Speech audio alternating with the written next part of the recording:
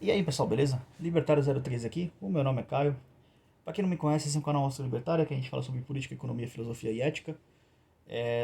No vídeo de hoje eu quero falar sobre como o comunismo é o bigodismo socialmente aceito, como nós temos tolerância demais com a turma da foice e do martelo e a gente deveria ter a mesma tolerância que a gente tem com a turma da suástica, que é zero. E eu vou explicar um pouquinho sobre a origem totalitária dessas duas ideologias, basicamente. E qual é a incoerência dos comunistas de ficarem apontando o dedo pra turma do bigodinho, mas quando eles deveriam também ser brutalmente rejeitados da sociedade? Então, assim, vamos lá. Antes de entrar no assunto do vídeo, aquele ritual padrão, né? Curta, comenta, compartilha, checa os links na descrição, se inscreve, vê o sininho das notificações se você não tiver notificado. Ah, Se notifica aí, provavelmente o YouTube não vai te entregar o vídeo. Para isso que são as redes sociais. Enfim, sem mais enrolações, bora com o vídeo aí. Vamos lá dar uma nerdada um pouquinho aqui em filosofia, porque eu preciso explicar para vocês da onde que vem os coletivismos, basicamente. O coletivismo, basicamente, ele começa ali no Platão, na filosofia grega. É, não vou entrar muito aqui nessa parte, mas enfim, basicamente a briga entre coletivismo e individualismo começa com Aristóteles e Platão. Platão era coletivista, Aristóteles era individualista. Passados muitos e muitos e muitos séculos, eu quero falar de um sujeito asqueroso chamado Hegel. Hegel basicamente é o pai de todo o totalitarismo. Todos eles, seja o do bigodinho, o comunismo, o fascismo, todos os ideais totalitários vieram dele. Porque no fundo, o que é o coletivismo enquanto ideia, enquanto filosofia, basicamente? O coletivismo ele prega o seguinte: que indivíduos não têm direito, somente o coletivo tem direito, e que se um indivíduo estiver dissonante do coletivo, esse indivíduo não importa e ele tem que ser esmagado pela marcha da história rumo ao progresso, basicamente. Ou seja, o que isso quer dizer? O que é isso na prática? No coletivismo do Bigodinho, quem importava era uma coisa que eles chamavam de sangue e solo. O que era essa política do sangue e solo? Era basicamente, você só poderia ter propriedade se você tivesse sangue ariano. O que era o sangue ariano? Que eles falavam basicamente o padrão alemão que eles queriam impor. Agora, todos os outros, lembra aquela história de que o coletivo tem direitos e os indivíduos não? Os indivíduos dissonantes do cognitivo são esmagados? Bom, isso são basicamente as câmaras de gás, os campos de concentração. Agora vamos pegar, por exemplo, o coletivo dos comunistas. Qual que é a ideia dos coletivistas? Do coletivo dos comunistas. Para os comunistas, o coletivo que vai avançar a história, ao contrário da turma do bigodinho que acha que são os homens arianos, os arianos basicamente, a raça ariana, para a turma da foice e do martelo, quem vai avançar a história para frente são basicamente os trabalhadores, o proletário, como eles chamam, né? Então, assim, para os fascistas, por exemplo, precisa de um grande líder. Para a turma do bigodinho também, mas a turma do bigodinho tem esse componente racista na questão, os fascistas nem tanto.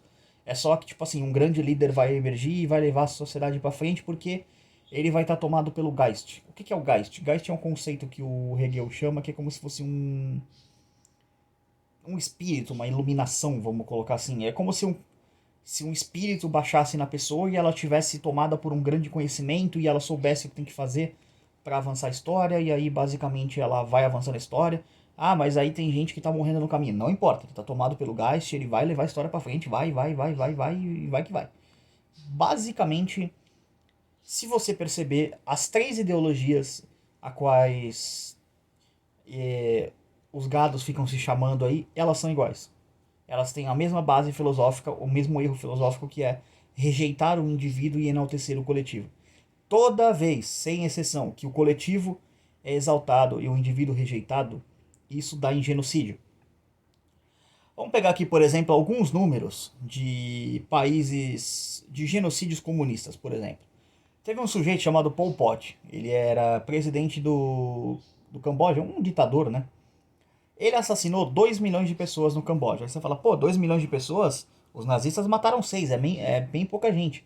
Em comparação, é um terço a menos. Só que no Camboja, o Camboja é um país pequeno. O Camboja tinha 8 milhões de pessoas. Então isso dá uma proporção de 25% de genocídio da população, mais ou menos. Então assim, vamos trazer para o Brasil. O Brasil tem, vamos arredondar, 200 milhões de pessoas. É como se um genocida qualquer comunista tivesse assumido o poder. Escolha o seu de estimação. Jones Manuel, Lula, quem mais? Manuela Dávila, qualquer um desses comunistas de merda aí do Brasil. Eles teriam matado 50 milhões de brasileiros. Ou seja, pensa assim, de cada 4 pessoas que você conhece, uma teria sido morta pelos comunistas. É, é isso que acontece quando comunistas assumem o poder. Então, isso é só um genocídio que aconteceu. Agora, por exemplo, e aqui eu vou usar a palavra da moda, que originalmente ela é pra falar de galera que nega o Holocausto, que é os chamados negacionistas, que são os neobigodistas, vamos colocar assim. Mas eu vou usar essa palavra da moda para comunista, porque existem comunistas negacionistas que falam, não, veja bem, o Holodomor nunca aconteceu. Sabe o que significa Holodomor do ucraniano? Morte, morte por fome. Stalin, ele queria basicamente dobrar todos os povos eslavos. O que são os povos eslavos? São os povos ali da Polônia, da Ucrânia, do leste europeu de maneira geral. Vamos colocar assim, Geórgia, Lituânia, Estônia, aquela galerinha ali. Galerinha que ficou ao lado do... ficou presa ao regime comunista. Romênia também.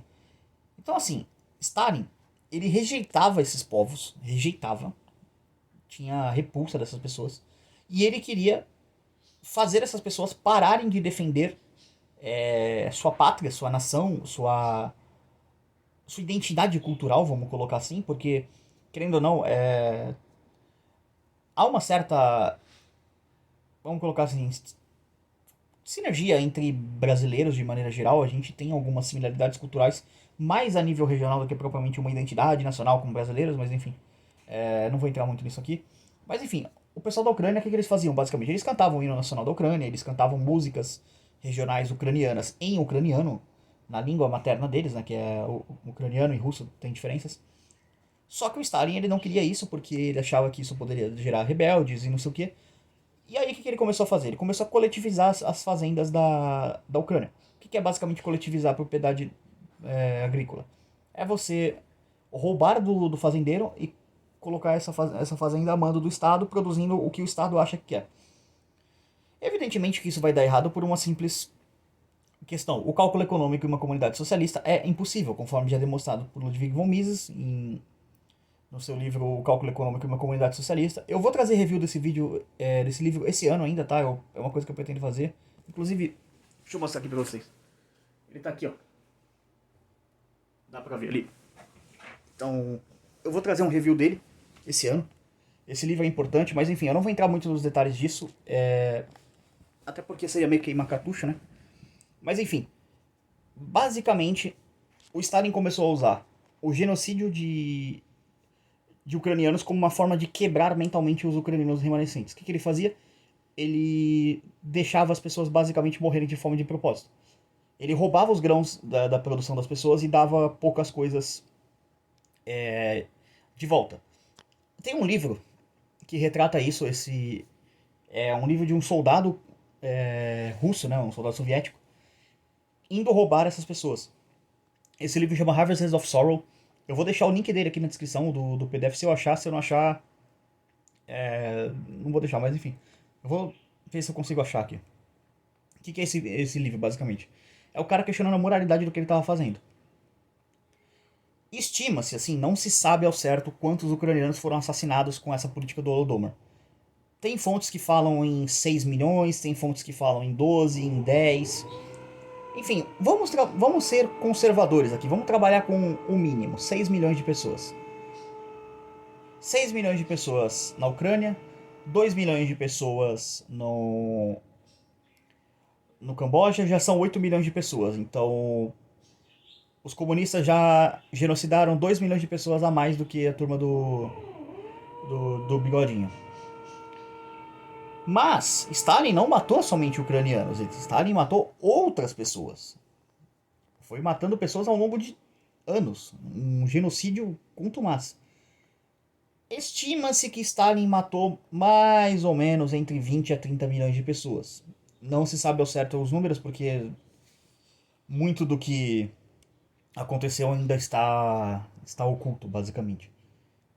Vamos, então assim, vamos ser conservadores, de novo, 20 milhões. São 28. Na China, a coisa lá é mais pesada. Mao Tse Tung, vamos falar aqui um pouquinho da história desse ser asqueroso.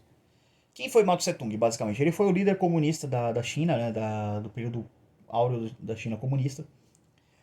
E Mao Tse Tung, ele conseguiu matar pessoas de fome de um outro jeito.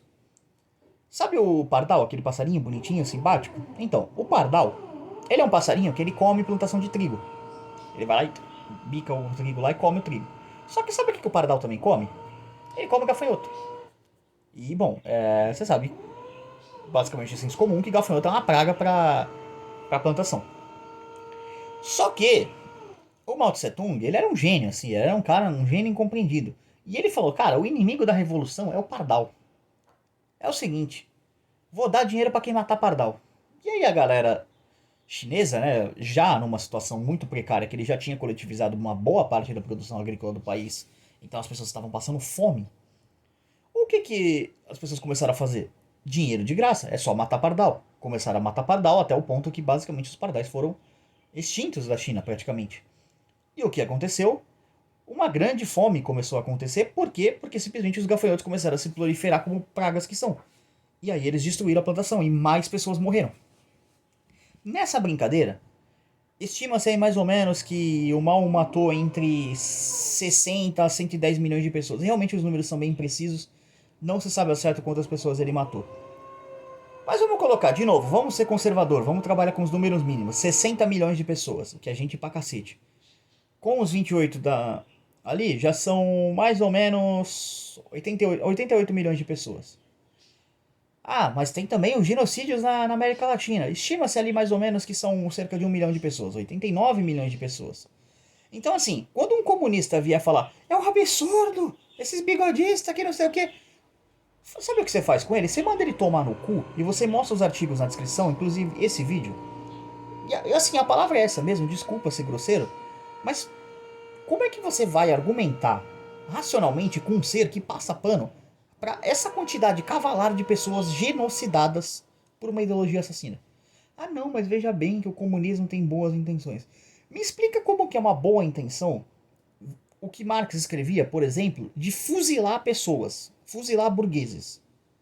Como que isso é uma ideologia que tem uma boa intenção? Eu quero que alguém me explique racionalmente, logicamente, num argumento, como que fuzilar pessoas, matar pessoas, é uma boa intenção. Você pode falar assim, não, eu tenho uma boa intenção. Tá, qual é o que a sua ideologia prega para chegar nessa boa intenção? Não, eu prego que ela fuzile pessoas. Eu quero que alguém me explique qual que é a semântica freestyle que é feita para chegar nesse nível de doença mental de fuzilar pessoas é uma boa intenção. Me expliquem. Eu quero que alguém me explique. Mas enfim, eu vou deixar fontes pro que eu falei aqui, evidentemente, né? Porque afinal a gente tem que matar a cobra e mostrar o pau. Desculpa pelo barulho de obra aí no fundo, enfim, meu pai tá fazendo obra aqui em casa e só deu pra gravar essa hora. Mas é isso que eu quero dizer, basicamente. O comunismo, ele é o bigodismo socialmente aceitável. Então, se algum comunista hipócrita nojento vier falar besteira pra você, os bigodistas são horríveis, vocês são piores. A rejeição do comunismo ao bigodismo não é por um princípio de que matar pessoas é errado. Para essa gente, matar pessoas faz parte. Matar pessoas é só estatística, pessoas são números. O que acontece é que basicamente a disputa que eles têm com os bigodistas não é por princípio de matar é errado, é pelo princípio de esse totalitarismo é rival do meu. Tem que ser o meu totalitarismo, não o seu. Eu quero o meu regime totalitário de estimação, não o seu. Essa é a disputa entre comunistas e bigodistas. Mas enfim, eu espero que isso fique claro. Se você ver um comunista, pratique a remoção física dele do seu ciclo de amizade, de vida, basicamente. Ou seja, o que eu tô pregando aqui? Boicote um comunista. Não tô dizendo pra você bater em comunista, nada. A mensagem não é essa. É só simplesmente não troque ideia com comunistas, segregue comunistas. Igual você faria com bigodista, faz igual com comunista. E não esqueça, remova fisicamente o socialista dentro de você. Inclusive o que tiver dentro de você aí também, que é bastante importante. Mas enfim, por esse vídeo é isso. Queria agradecer a todo mundo que assistiu. Chequem os links na descrição, vai ter bastante coisa por aqui. Por esse vídeo é isso. Tchau, tchau.